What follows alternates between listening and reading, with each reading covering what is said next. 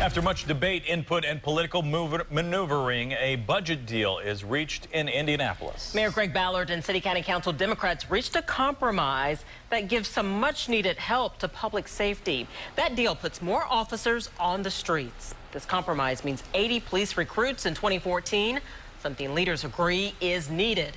But as Ebony Monet tells us, some police say this budget fund's only a temporary solution. She joins us now with more. Ebony?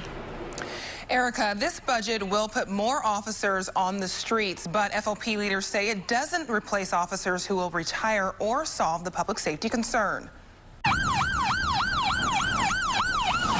Indianapolis needs more police protection. It's a point of agreement for city-county leaders. And Monday, after weeks of debate, they passed the 2014 budget to pay for it. Tonight was a long time coming, and I felt that we put our differences aside to do what's best for the city. FOP leaders support the plan to hire 80 police recruits in 2014, but call it a bandage, not a solution to the officer shortage. Tonight, what we're proposing is we'll hire 80 for the 100 that we lose.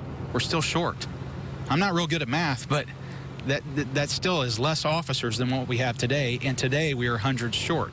A discussion about police turns to talk about the Pacers, as lawmakers question allotting $10 million of the Capital Improvement Board's funding for the team. We can't forget the fact that these sports teams are in there rent-free, and even more so, they get to keep all of the revenue from those events in the building. And I really think that we need to look at this type of system that's been set up, because we can't pay for the amount of police that we need. Just for sporting events alone, they use $250,000 in public safety assets or resources every year. Still, only 2 lawmakers voted against the compromised 2014 budget.